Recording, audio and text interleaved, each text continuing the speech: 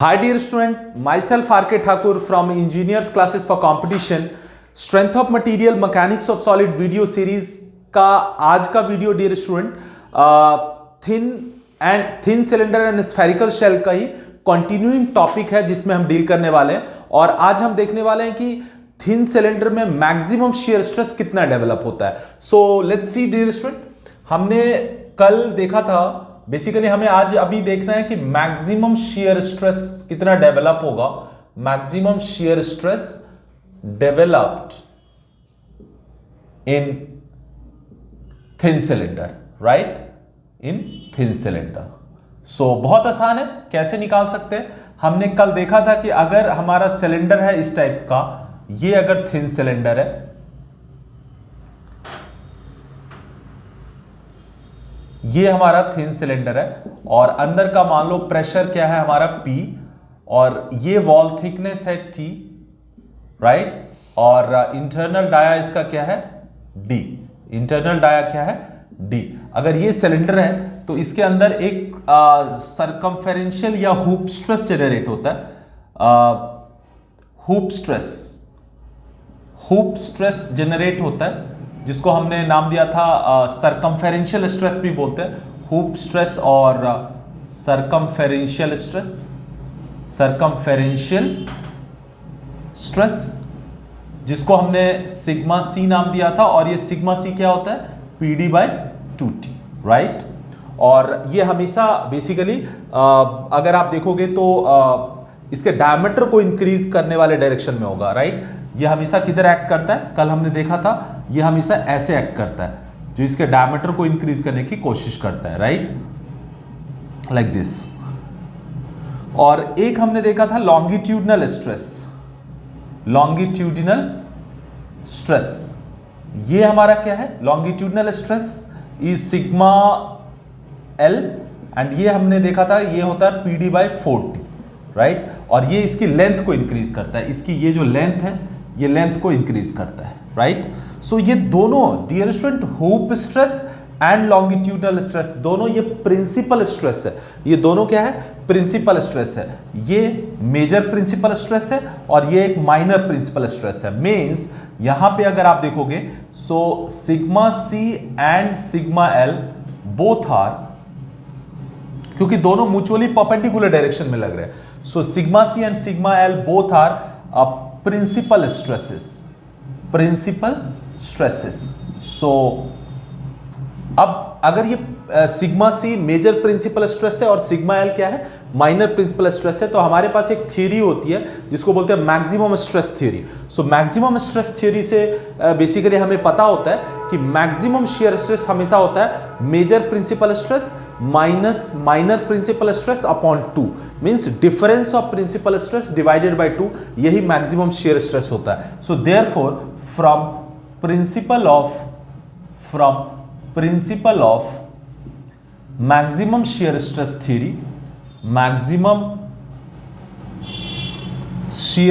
Theory, ये हमारा maximum shear stress, ये क्या हो जाएगा, मैक्सिमम शियर स्ट्रेस जो हमें निकालना है, maximum shear stress which can be denoted as tau max. ये टाउ मैक्स क्या हो जाएगा, sigma C minus sigma L upon 2। ये basically maximum shear stress theory है। So maximum shear stress tau max जो थिन सिलेंडर में develop होगा वो सिग्मा सी क्या है डियर स्टूडेंट, PD/2T, और सिग्मा एल क्या है PD/4T अपॉन 2। तो अगर आप इन दोनों को माइनस करोगे तो ये हो जाएगा PD/4T और upon 2, so it will become PD/8T। So from here it is clear that the maximum shear stress developed in the thin cylinder will be PD/8T। सो अगर आप कह सकते हो कि अब आपको क्लियर हो गया कि जो सरकमफेरेंशियल या हुप स्ट्रेस है वो लॉन्गिट्यूडनल स्ट्रेस का डबल होता है। लॉन्गिट्यूडनल स्ट्रेस का क्या होता है, डबल होता है, और जो लॉन्गिट्यूडनल स्ट्रेस है वो मैक्सिमम शियर स्ट्रेस का डबल है। आप ऐसा बोल सकते हो, राइट। मैक्सिमम शियर स्ट्रेस मतलब यहां से क्लियर है। So therefore sigma C is 2 sigma L and sigma L is equal to 2 tau max.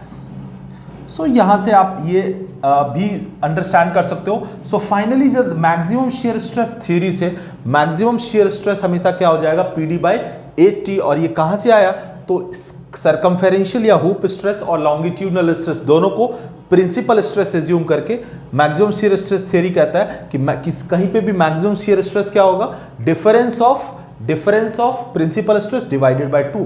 सो अगर हमने ये फॉर्मूला पुट किया तो PD बाई 8T आ गया। तो ये फॉर्मूला आपको याद रखना है। अगर कभी कभी मैक्सिमम शियर स्ट्रेस पूछ देता है किसमें, थिन सिलेंडर में, तो आपको ये कॉन्सेप्ट यूज करना है, right. Okay, so dear student, एक और कॉन्सेप्ट आपको अंडरस्टैंड करना होगा कि कई बार जो हमारा जो थिन सिलेंडर है, ये हेमिस्फेरिकल एंड अगर इसको देते हैं, ये मोर कॉमन है। एक थिन सिलेंडर को अगर हम हेमिस्फेरिकल एंड से क्लोज करते हैं तो इस टाइप के जो थिन सिलेंडर्स होते हैं, तो यहां पे अगर आपको देखना होगा कि ये जो थिकनेस होती है, ये जो सिलेंडर की थिकनेस होती है और जो हेमिस्फेरिकल एंड की थिकनेस होती है, हेमिस्फेरिकल एंड की जो थिकनेस होती है, इन दोनों में डिफरेंस होता है। वाई? बिकॉज इसमें डिफरेंस होता है। ये बेसिकली आपको ये देखना होगा कि ये जो हमारा थिकनेस है, ये सिलेंडर का थिकनेस है मान लो T1, और ये हेमिस्फेरिकल एंड का थिकनेस है which is T2। So for uniform stress अगर आप देखोगे तो ये सिलेंडर है, तो सिलेंडर में अलग स्ट्रेस जनरेट होता है, और हेमिस्फेयर में स्फेरिकल केस होगा तो इसमें अलग स्ट्रेस जनरेट होगा। तो बट चूंकि ये दोनों एक सिंगल यूनिट है, सो हमारा यहाँ पे दोनों में सेम स्ट्रेस, मतलब इस पोर्शन में भी हेमिस्फेरिकल पोर्शन और सिलेंड्रिकल पोर्शन दोनों में सेम स्ट्रेस डेवलप होना चाहिए। And for that obviously T2 should be lesser than T1, ये याद रखना। मतलब हेमिस्फेरिकल एंड की जो थिकनेस होगी वो सिलेंड्रिकल एंड के थिकनेस से हमेशा कम होती है। सो T2 क्या है, थिकनेस ऑफ हेमिस्फेयर,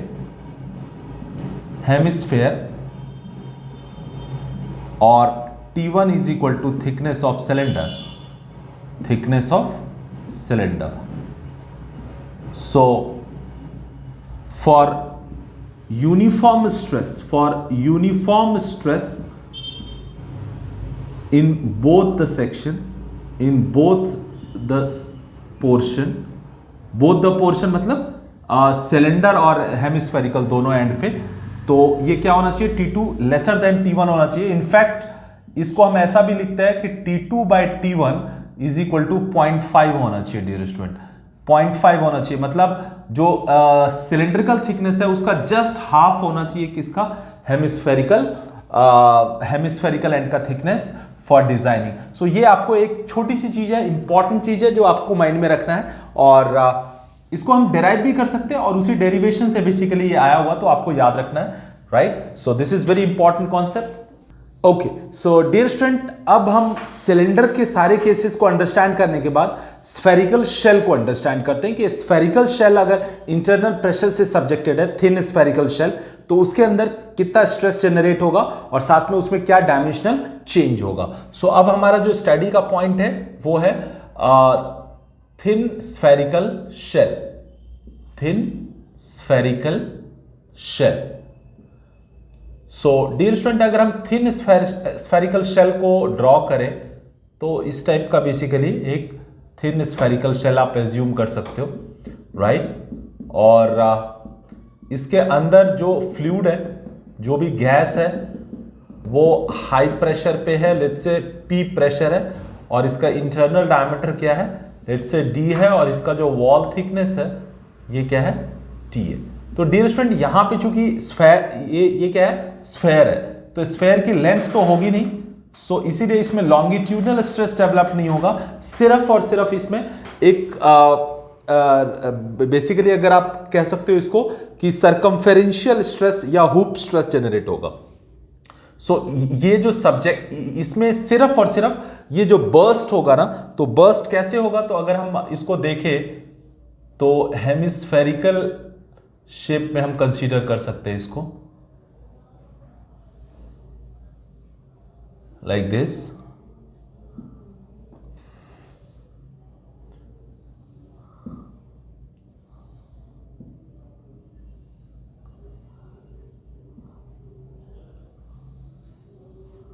ये आपका बेसिकली इसका हाफ पोर्शन हमने ड्रॉ किया है। इसका जो हाफ पोर्शन हमने ड्रॉ किया है ये बेसिकली इसको इसके इक्विलिब्रियम को डिसाइड करने के लिए, तो जो हमारा स्ट्रेस एक्ट करेगा वो इधर एक्ट करेगा, इसको सरकमफेरेंशियल स्ट्रेस बोलेंगे, जो इसके सरकमफेरेंस पे एक्ट करेगा टेंजेंट टू इट्स सरकमफेरेंस। सो यहां पे बेसिकली डियर स्टूडेंट अगर आप देखो तो जो इंटरनल प्रेशर है यहां पे भी फिर से वही करना होगा, जो स्ट्रेस जनरेट होगा वो एक ही जनरेट होगा and that is called sigma C. Sigma C क्या है? सरकमफेरेंशियल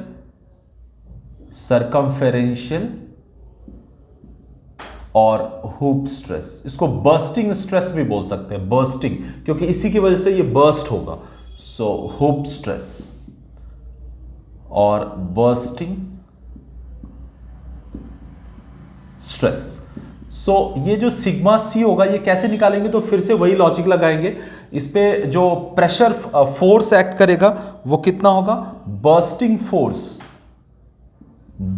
फोर्स, ये जो फोर्स होगा ये रेजिस्टिंग फोर्स के बराबर होना चाहिए, रेजिस्टिंग फोर्स के बराबर होना चाहिए। Resisting force obviously stress into area होगा और बर्स्टिंग फोर्स क्या होगा? Pressure into area.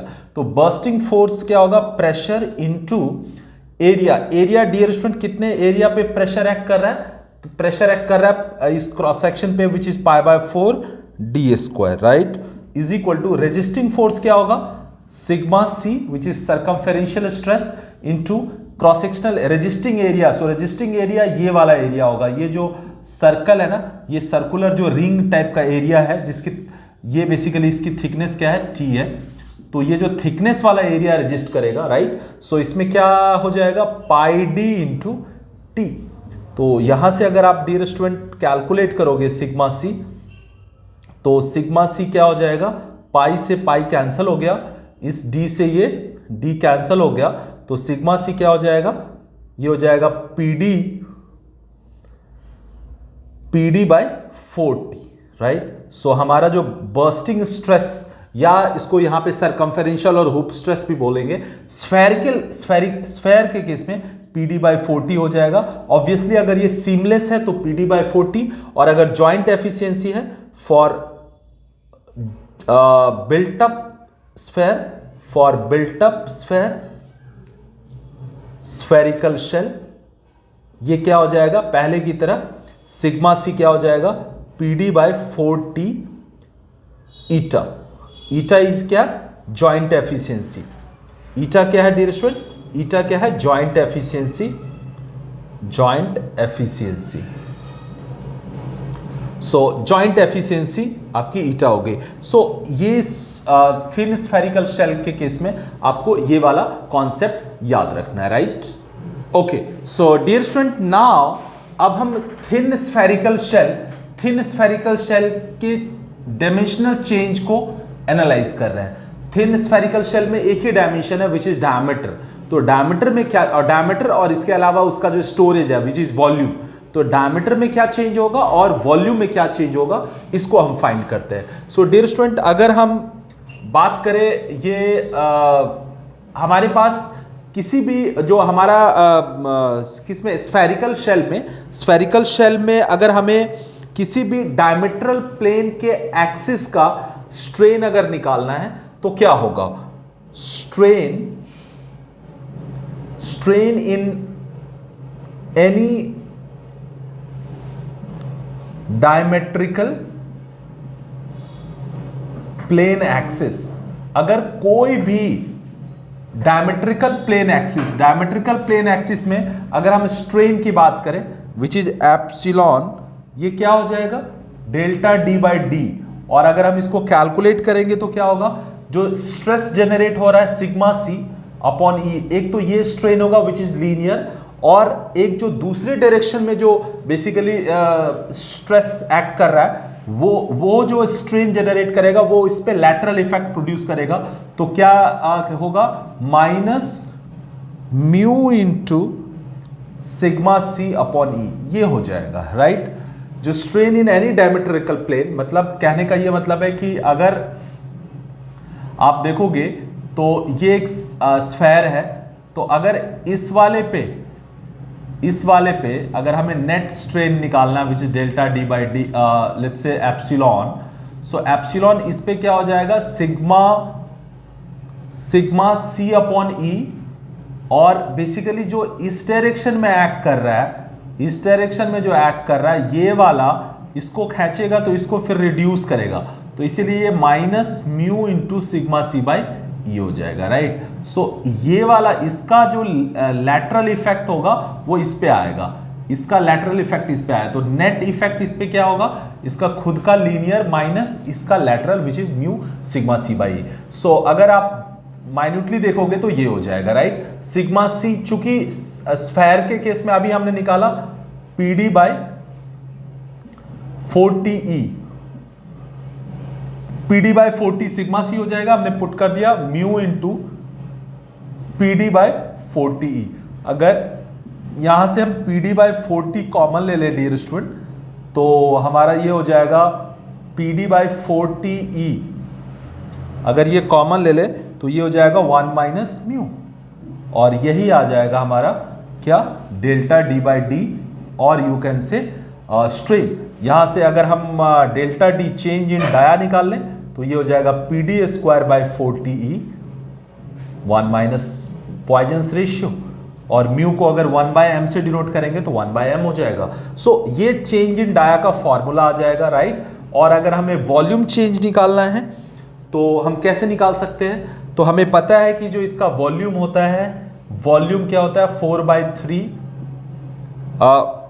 जो हमारा ये स्फेयर का वॉल्यूम होता है ये 4/3 पाई आर क्यूब होता है। अगर डाया के टर्म में बोले तो 4/3 पाई आर को लिख सकते हैं हम क्या, d/2 का होल क्यूब, ये हो जाएगा 4/3 pi into D Q by 8, ये 4 से 2 कैंसिल हो जाएगा, ये हो जाएगा π/6 डी क्यूब, ये हो जाएगा volume, right.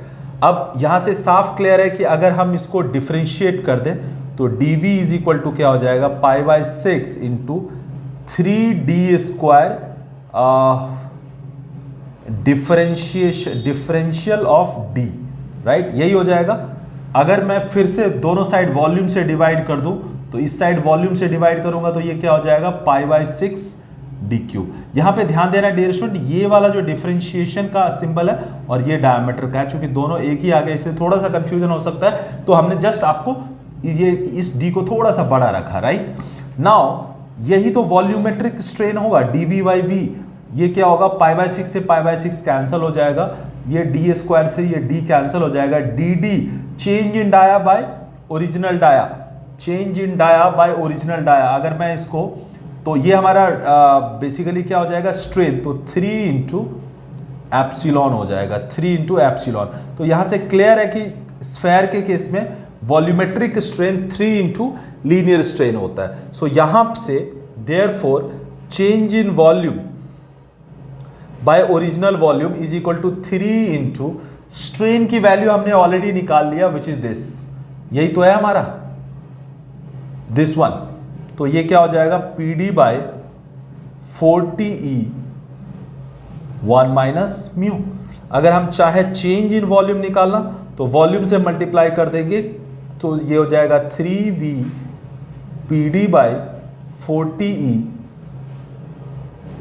1 minus Poisson's ratio, और यही हमारा चेंज इन वॉल्यूम भी आ गया। सो इस तरीके से हम किसी भी spherical shell, thin spherical shell का dimension change which is change in diameter and change in volume हम निकाल सकते हैं, right.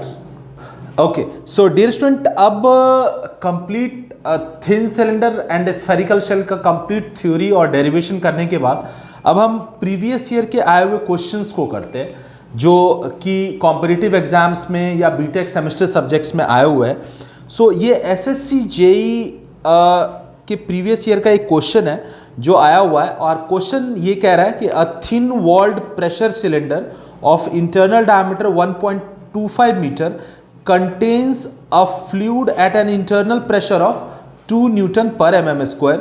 Determine the maximum thickness of the cylinder if number 1 the longitudinal stress is not to exceed 30 Newton per mm square, and second the circumferential stress is not to exceed 30 newton per mm square. So dear student, इस question को हम करते हैं. जो हमारा question है इसका solution करते हैं. फिर से एक बार आपके लिए मैं क्वेश्चन पढ़ दे रहा हूं. A thin walled pressure cylinder of internal diameter 1.25 metre contains a fluid at an internal pressure of 2 Newton per mm square, full stop. Determine the maximum thickness of the cylinder if number 1 the longitudinal stress is not to exceed 30 Newton per mm square, and number 2 the circumferential stress is not to exceed 30 Newton per mm square. So इसको solve करने के लिए dear student जो question में given है internal diameter, given data क्या है हमारे पास, गिवन डेटा में दिया हुआ है डी क्या है 1.25 मीटर और इंटरनल फ्लूइड प्रेशर P दे दिया है 2 newton per mm square. Determine the maximum thickness, आपको T निकालना है. Maximum thickness T maximum is equal to what, if first में क्या कह रहा है, longitudinal stress sigma L is not to exceed, means हम इसको 30 न्यूटन पर mm स्क्वायर से ज़्यादा नहीं होना चाहिए, मतलब इतना ले लेते हैं. और दूसरा क्या कह रहा है, दूसरा कह रहा है कि अगर circumferential stress sigma C is not to exceed 30 newton per mm square. So dear student, बहुत ही आसान सा क्वेश्चन है. आपको पता है कि लॉन्गिट्यूडनल स्ट्रेस अगर 30 न्यूटन पर mm स्क्वायर है तो उस केस में हमें लॉन्गिट्यूडनल स्ट्रेस होता क्या है, PD बाई 40. अगर मैं लॉन्गिट्यूडनल स्ट्रेस को 30 न्यूटन पर mm स्क्वायर ले लूं, 30 न्यूटन पर mm स्क्वायर, तो प्रेशर हमारा क्या है 2 न्यूटन पर mm स्क्वायर है. D डायमीटर को फिर mm में लेना होगा, तो 1.25 मीटर है, तो 1000 से मल्टीप्लाई करेंगे तो ये हो जाएगा 1250, 1250. इसमें 1000 से मल्टीप्लाई करेंगे सो ये हो जाएगा 1250 mm, राइट. सो ये D ले लेंगे mm में बाई 4 इंटू T. यहां से हमें T निकाल सकते हैं. सो T हमारा क्या आ जाएगा 2 इंटू 1250 बाई 4 इंटू 30 mm. और इसको अगर हम चाहे तो ये 2 से कैंसिल हो जाएगा, इस 0 से ये कैंसिल हो जाएगा, 125 बाई 6 हो जाएगा. ये हो जाएगा 6 2 जा 12, 0 5.83 20.83 mm हो जाएगा, राइट. इस केस में जो हमारा T मैक्स होगा वो ये हो जाएगा, राइट, 20.83 mm. सो 125. ओके. सो इस केस में जब लॉन्गिट्यूडनल स्ट्रेस को हम 30 न्यूटन पर mm स्क्वायर लेंगे तो हमारा जो मैक्सिमम थिकनेस है वो 20.83 mm आंसर आ जाएगा, राइट. और अगर कह रहा है कि नहीं सरकमफेरेंशियल स्ट्रेस हमें 30 न्यूटन पर mm स्क्वायर के बराबर है, तो इस केस में हमें पता है कि सरकमफेरेंशियल स्ट्रेस सिग्मा C क्या होता है, PD बाई 2T. तो इस केस में सिग्मा C हमारा क्या है 30, P फिर से P इज 2, डाया इज 1250 और अपॉन 2 इंटू T निकालना है. सो यहाँ से अगर आप निकालते हो तो यहाँ से साफ क्लियर है कि इसका ये 2 से 2 कैंसिल हो जाएगा, राइट, और ये 0 से ये 0 कैंसिल हो जाएगा, तो T इज इक्वल टू हो जाएगा 125 बाई 3. मतलब इसका जस्ट बेसिकली डबल हो जाएगा, राइट. तो ये हो जाएगा 4.1.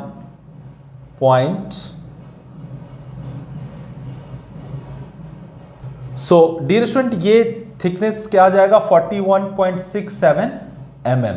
सो यहां से साफ क्लियर है कि अगर हमारा सरकमफेरेंशियल स्ट्रेस को अगर हम 30 लेते हैं तो हमारा जो थिकनेस है ये क्या है 41.67 हो जाएगा, और अगर हम लॉन्गिट्यूडनल स्ट्रेस को 30 न्यूटन पर एमएम स्क्वायर लेंगे तो हमारा 20.83 आ जाएगा। हालांकि अगर आप इन दोनों में से डिसाइड करो तो हमेशा आप हायर थिकनेस लोगे, राइट। आप बेसिकली क्या लोगे, हायर थिकनेस, क्योंकि हम हमेशा डिजाइन किस पे करते हैं, सरकमफेरेंशियल स्ट्रेस पे डिजाइन करते हैं, ऑलरेडी हम देख चुके हैं। तो बेसिकली ये फाइनल आंसर होगा, बट स्टिल हमारा एक ये आंसर आएगा और एक ये आंसर आएगा as per given question.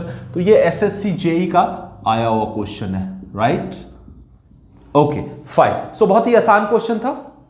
Okay so dear student, एक और क्वेश्चन हम करने जा रहे हैं जो thin cylinder and spherical shell topic पे है। अच्छा क्वेश्चन है, इसको आप प्रैक्टिस कर सकते हो। क्वेश्चन कह रहा है a cylindrical water tank of height 25 metre, inside diameter 2.2 meter, having vertical axis is open at the top, full stop. The tank is made of steel having yield stress of 210 meganewton per meter square. Determine the thickness of the steel used when the tank is full of water. And नीचे कह रहा है given efficiency of the longitudinal joint is equal to 70% and factor of safety is equal to 3. फिर से मैं आपके लिए एक क्वेश्चन रीड आउट करता हूं।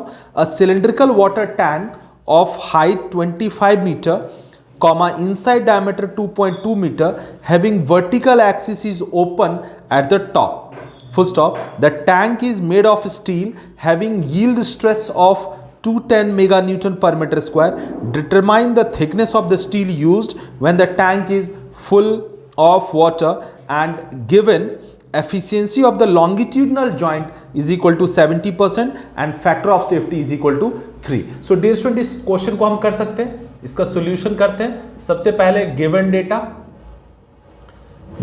क्या है, इस क्वेश्चन में क्या दिया हुआ है।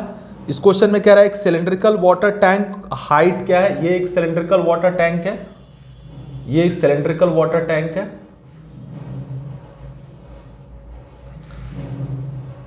सिलेंड्रिकल वाटर टैंक है, ऑफ हाइट 25 मीटर है, और इनसाइड डायमीटर क्या है, इसका इनसाइड डायमीटर क्या है 2.2 मीटर है। Having vertical axis is open at the top, ये ऊपर से टॉप है, ओपन है, टॉप से क्या है, ओपन है, right. The tank is made of steel having yield stress, ये किसका बना हुआ है, स्टील का ये टैंक है, ये क्या है, स्टील टैंक है, स्टील टैंक है। स्टील का जो यील्ड स्ट्रेस है ये क्या दिया हुआ है, सबसे पहले तो कह रहा 210 मेगान्यूटन पर square. Determine thickness of the steel used, ये थिकनेस आपको फाइंड करना है, ये जो टी है ना, ये टी फाइंड करना है आपको, right. When the tank is full of water, कह रहा है ये पूरा इसमें पानी भरा हुआ है, क्या है, पानी भरा हुआ है, राइट। ये क्या फिलअप है, H2O है, और जितनी इसकी हाइट है सिलेंडर की, ये पूरा फिल्ड है। कितनी हाइट दी हुई है, 25 मीटर।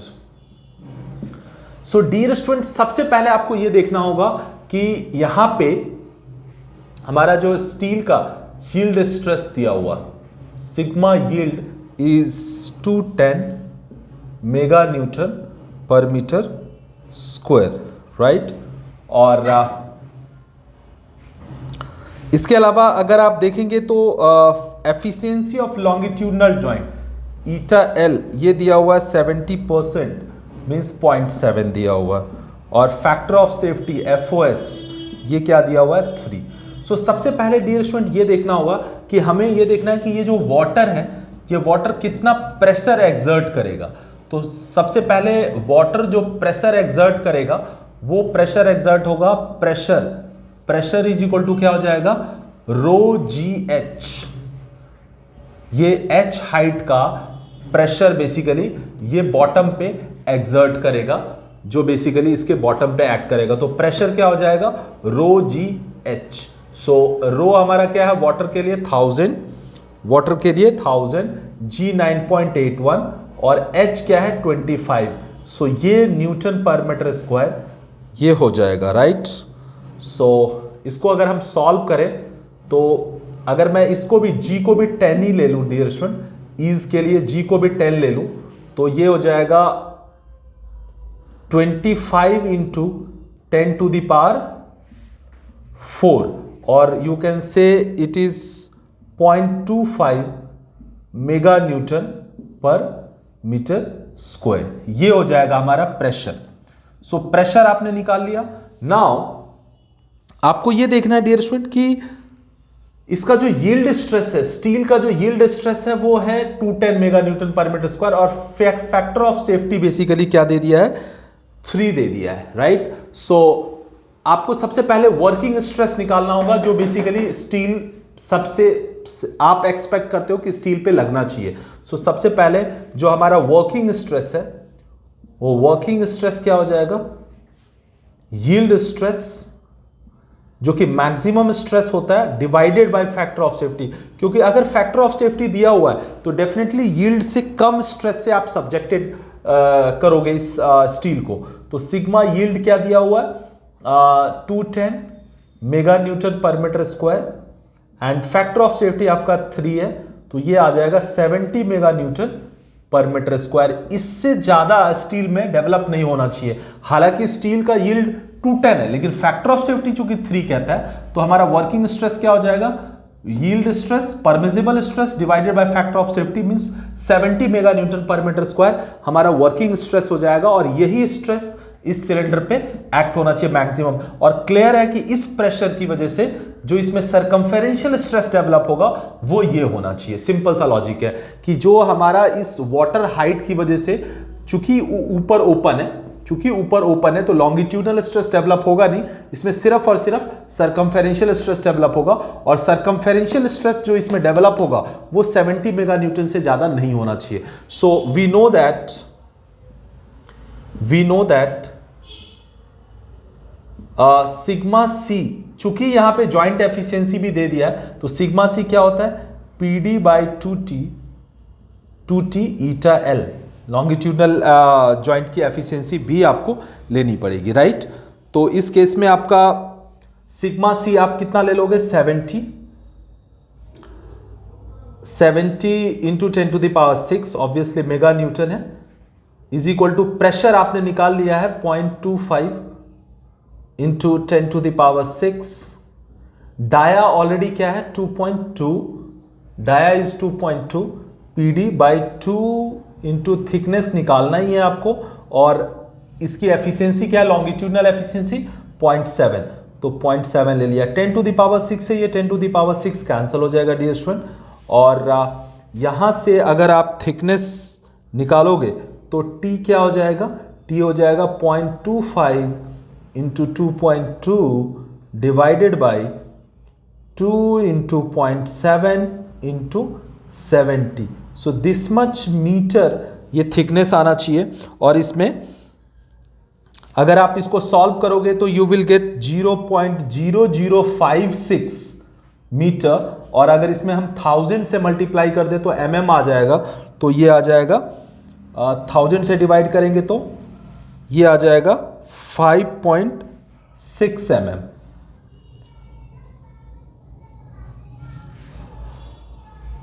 5.6 mm, लेट से 6 mm हम इसको ले लेते हैं। सो 6 mm हमारी थिकनेस होनी चाहिए इस स्टील टैंक की फॉर द गिवन कंडीशन।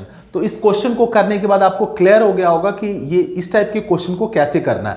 कई बार अगर फैक्टर ऑफ सेफ्टी यहां पे नहीं दिया होता तो हम यील्ड स्ट्रेस को ही क्या मान लेते, हमारा working stress which is circumferential stress. But अगर यील्ड दिया हुआ तो most of the time FOS दिया रहेगा, क्योंकि कभी भी मटेरियल को हम यील्ड स्ट्रेस से सब्जेक्टेड नहीं करेंगे, क्योंकि वो तो फेलियर का केस है। तो एफओएस दिया है, दोनों को डिवाइड करने से हमारा जो सर्कमफेरेंशियल स्ट्रेस का केस बना, और फिर चूंकि इसमें लॉन्गिट्यूडनल एफिशिएंसी भी दी थी, नहीं दिया रहता तो यहाँ पे ईटा एल नहीं लेते, बाकी हम सॉल्व कर सकते थे। तो ये एक अच्छा सा क्वेश्चन है, आई होप कि ये आपने अंडरस्टैंड किया होगा। इसमें थिकनेस डिसाइड करना था। यहाँ पे एक एक्स्ट्रा फॉर्मूला जो फ्लूइड मैकेनिक्स का होता है, pressure is equal to rho G H, ये आपको अप्लाई करना पड़ेगा, राइट। सो कई बार आपको अगर वाटर या किसी लिक्विड के का स्टोरेज टैंक होगा तो ये फॉर्मूला यहाँ पे कई बार आपको अप्लाई करना पड़ेगा। सो आई होप ये आपको क्लियर हो गया होगा, right. Okay, so dear student एक और क्वेश्चन हम करने जा रहे हैं, ये भी अगेन हमारा थिन सिलेंड्रिकल शेल पे बेस्ड क्वेश्चन है। ये कह रहा है a boiler shell is to be made of 15 mm thick plate having tensile stress of 120 mega newton per metre square, full stop. If the efficiencies of the longitudinal and circumferential joints are 70% and 30% respectively, determine first में कह रहा है maximum permissible diameter of the shell for an internal pressure of 2 mega Newton per meter square, and second में कह रहा है permissible intensity of internal pressure when the shell diameter is 1.5 meter, right. So dear student इस question में अगर आप देखोगे तो सबसे पहले इसको सॉल्व करते हैं। एक बार आपके लिए और मैं रीड आउट कर देता हूं। A boiler shell is to be made of 15 mm thick plate having tensile stress of 120 mega newton per metre square, full stop. If the efficiencies of the longitudinal and circumferential joints are 70% and 30% respectively, determine first the maximum permissible diameter of the shell for an internal pressure of 2 mega Newton per meter square, and second permissible intensity of internal pressure when the shell diameter is 1.5 meter. So dear student ये बहुत अच्छा सा question है, इसको हम solve करते हैं। Given data क्या दिया हुआ है, सबसे पहले कह रहा है boiler shell is to be made of 15 mm thick plate, so thickness दे दिया हमारा क्या 15 mm, having tensile stress of 120 mega newton per metre square. Tensile stress दिया हुआ डियर स्टूडेंट, ऑब्वियसली अगर टेंसाइल स्ट्रेस की ये बात कर रहा है तो obviously tensile stress 120 mega newton की बात कर रहा है, तो हम लिख लेते हैं सिग्मा टेंसाइल। सिग्मा टेंसाइल कितना दिया हुआ 120 mega newton per metre square. If the efficiency of the longitudinal and circumferential joint means eta L, ये दिया हुआ है 70%, लॉन्गिट्यूडनल और सर्कमफेरेंशियल इज ईटा सी, ये कितना दिया हुआ 30%, राइट। डिटरमाइन फर्स्ट में क्या कह रहा है maximum permissible diameter of the shell, D निकालना है फॉर एन इंटरनल प्रेशर, उस केस में पी क्या दिया हुआ है 2 mega newton per metre square, ये फर्स्ट में कह रहा है। एंड देन सेकेंड में कह रहा है dear student permissible intensity of internal pressure, कह रहा है पी निकालना है when the shell diameter D is equal to 1.5 metre. तो इस केस में कह रहा है कि अगर डाया 1.5 मीटर है तो प्रेशर निकालो, और इस फर्स्ट केस में कह रहा है कि डाया निकालो अगर pressure 2 mega newton per metre square है। तो इस क्वेश्चन को हम आसानी से कर सकते हैं डियर स्टूडेंट। सबसे पहले आपको यह देखना होगा कि यहां पे जो हमारा टेंसाइल स्ट्रेस है ना, ये जो टेंसाइल स्ट्रेस है बेसिकली किसी भी सिलेंड्रिकल शेल में दो टाइप के स्ट्रेस जनरेट होते हैं, सरकमफेरेंशियल और हुप या लॉन्गिट्यूडनल, दोनों टेंसाइल होता है। तो यहाँ पे जो टेंसाइल दिया हुआ है इसको बारी बारी से मींस हम इसको एक बारी सरकमफेरेंशियल स्ट्रेस की को एज्यूम करेंगे और दूसरे केस में इसको लॉन्गिट्यूडनल स्ट्रेस कंसीडर करके फिर हम इस क्वेश्चन को सॉल्व करेंगे। सो इसको हम कैसे सॉल्व कर सकते हैं, सबसे पहले हम कंसीडर करते हैं consider longitudinal stress, longitudinal stress is equal to 120 mega newton per metre square. जो हमारा टेंसाइल स्ट्रेस दिया हुआ है प्लेट का, उसको हमने लॉन्गिट्यूडनल स्ट्रेस फर्स्ट केस में माना।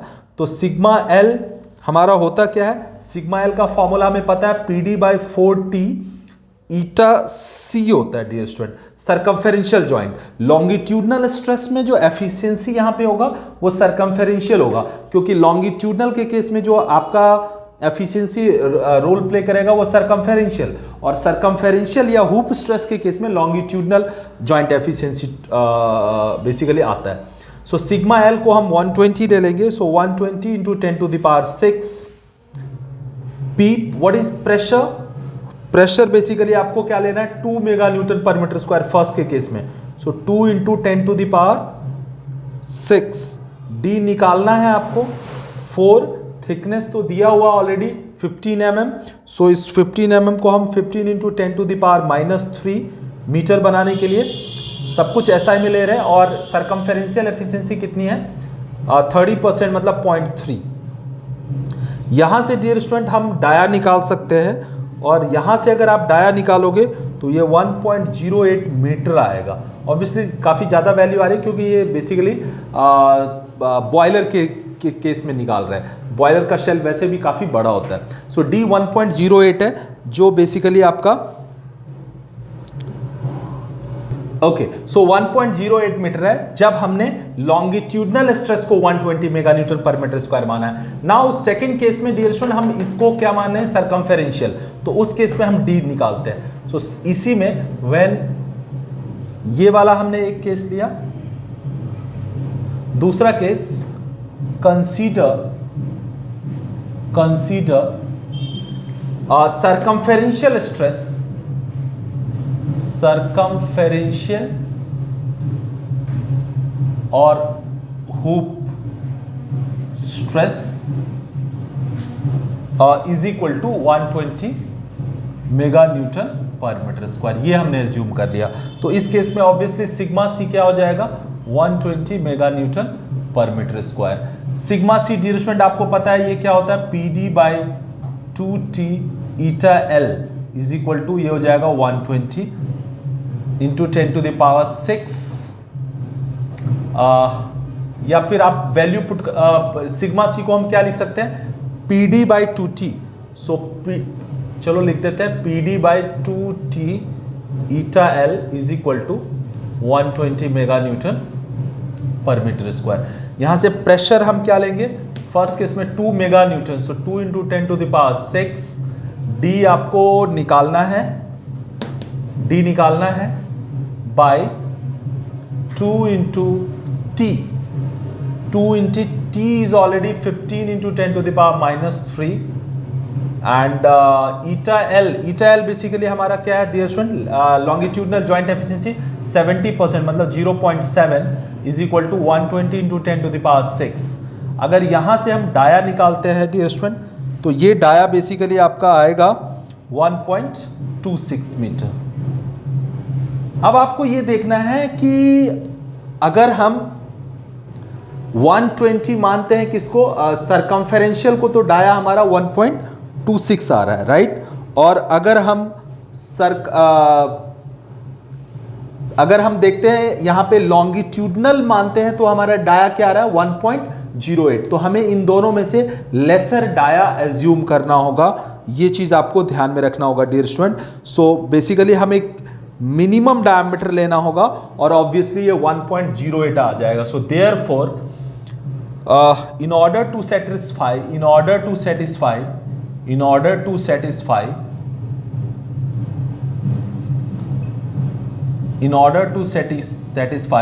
both the conditions,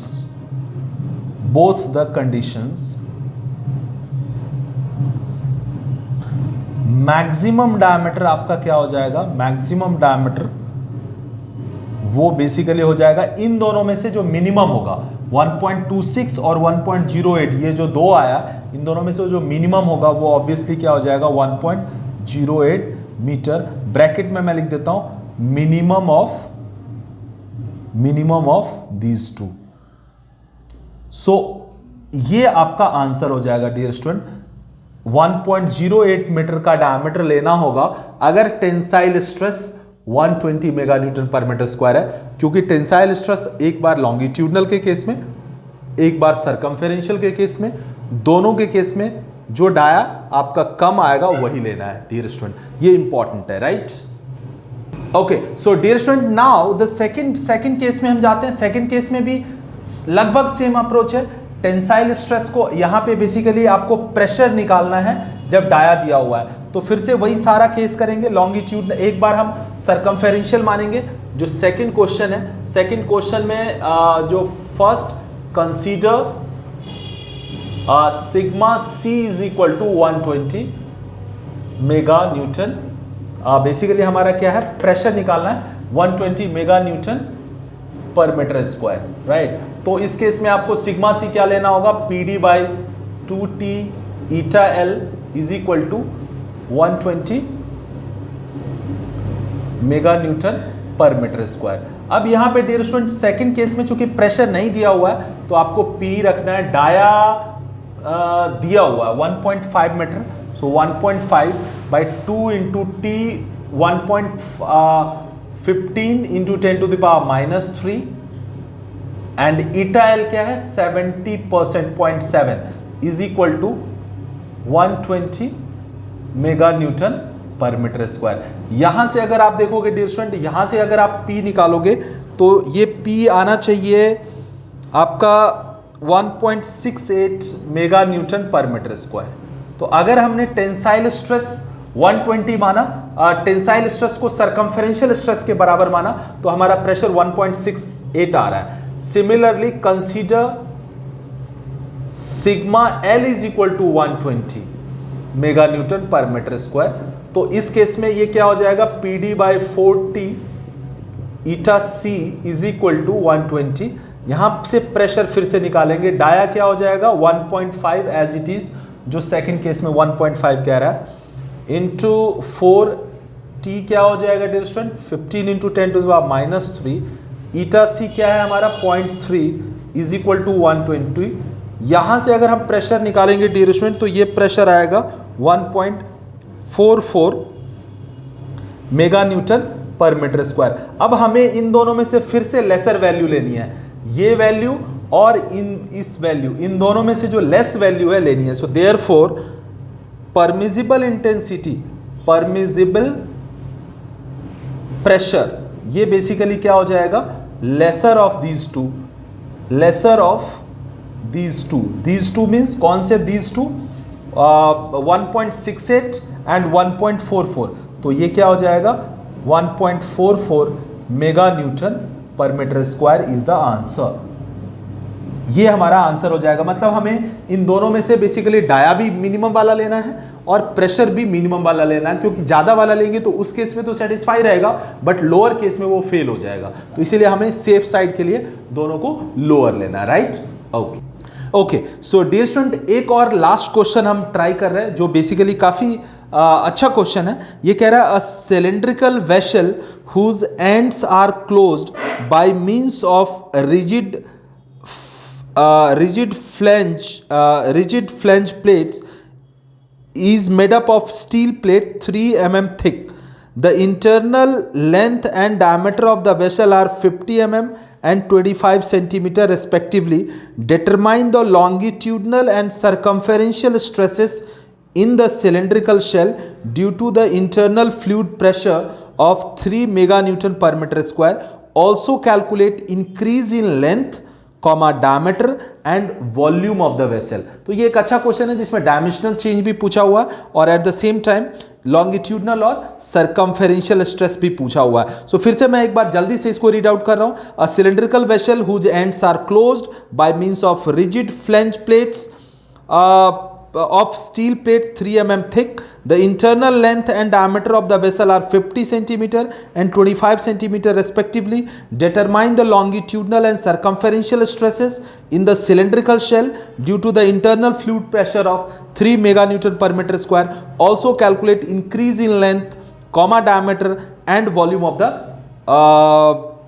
vessel. So and take E is equal to 200 giganewton per meter square and Poisson's ratio 1 by m और mu is equal to 0.3. So dear student, इस question को हम solve करते हैं। Given data क्या क्या दिया हुआ है इस क्वेश्चन में, हमारा दिया हुआ है लेंथ दिया हुआ है 50 सेंटीमीटर कह रहा है लेंथ है और डायमीटर क्या रहा है 25 सेंटीमीटर है, राइट। थिकनेस T हमारा कह रहा है 0.3 सेंटीमीटर है। यहां पे थिकनेस क्या कह रहा है 3 mm है, क्या है 3 mm है। तो ये हमारा क्या हो जाएगा 10 से डिवाइड कर देंगे तो 0.3 सेंटीमीटर हो जाएगा, राइट। इसके अलावा जो प्रेशर है P, ये क्या है 3 mega newton per metre square, 3 mega newton per metre square का प्रेशर है। यंग्स मॉडुलस क्या है 200 giga newton per metre square. Poisson's ratio mu हमारा दिया हुआ है 0.3। तो सबसे पहले हमें सरकमफेरेंशियल स्ट्रेस निकालना है सिग्मा सी, ये क्या होता है dear student, P D by two T. कोई जॉइंट एफिशिएंसी नहीं दिया हुआ है तो स्ट्रेट पे P D by two T, P 3 into 10 to the power 8, 3 into 10 to the power 6 into D is 25 into 10 to the power -2 centimetre है metre बनाने के लिए, बाय 2 इंटू थिकनेस क्या है 0.3 सेंटीमीटर है, तो 0.3 into 10 to the power -2 metre बनाने के लिए, राइट। इस पूरे को सॉल्व करेंगे तो न्यूटन पर मीटर स्क्वायर हो जाएगा and it will be coming like 125 into 10 to the power 6 newton per metre square. Answer ये हो जाएगा हमारा सिग्मा सी। सिग्मा एल कह रहा है तो सिग्मा एल आपको पता है पी डी बाई 40 होता है।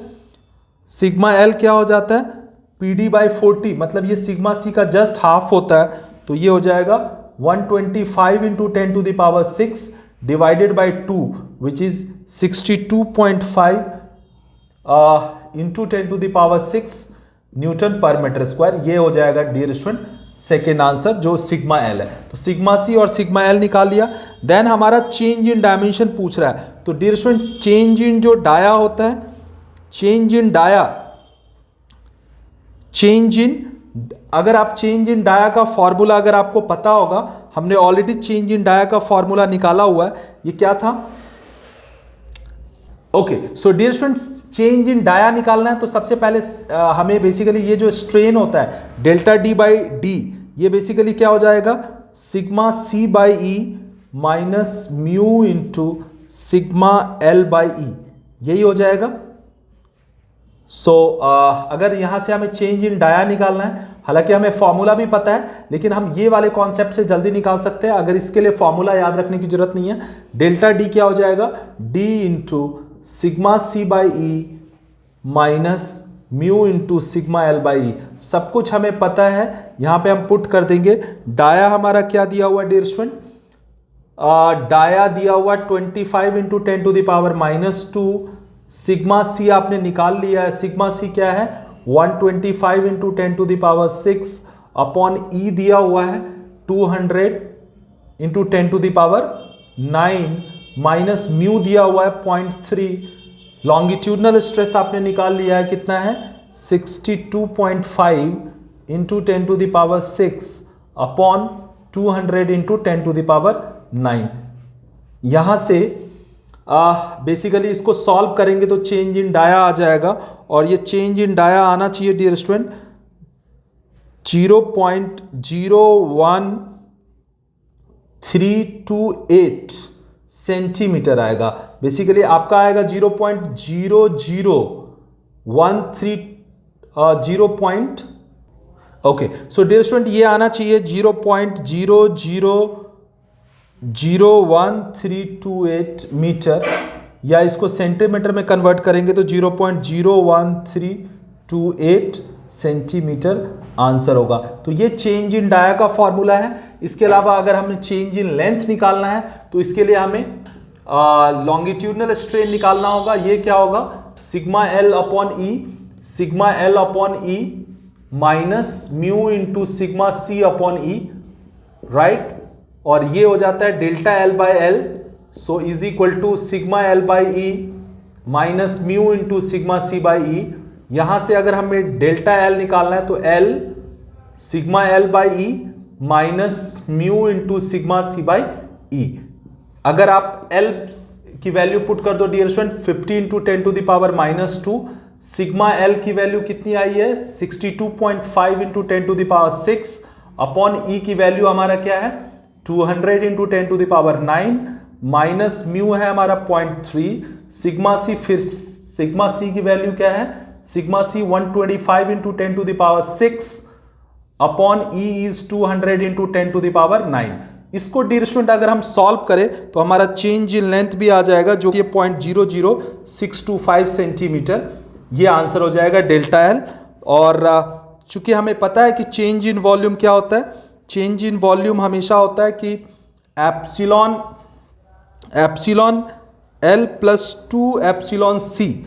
अगर आप इस, this is the answer 29.15। Okay so dear student यहां पे change in volume change in volume by original volume which is volumetric strain, ये हमेशा सिलेंड्रिकल शेल के लिए क्या होता है, longitudinal strain plus 2 into circumferential strain. So यहाँ पे चेंज इन वॉल्यूम क्या हो जाएगा, वॉल्यूम से मल्टीप्लाई हो जाएगा, वॉल्यूम और वॉल्यूम हम आसानी से निकाल सकते हैं, वॉल्यूम क्या होगा π/4 d² L, इससे हमारा वॉल्यूम आ जाएगा। तो यहां पे वॉल्यूम की वैल्यू लिख देंगे और एप्सिलॉन L बेसिकली इस वैल्यू को कैलकुलेट करेंगे तो एप्सिलॉन L लॉन्गिट्यूडनल स्ट्रेन आ जाएगा और एप्सिलॉन C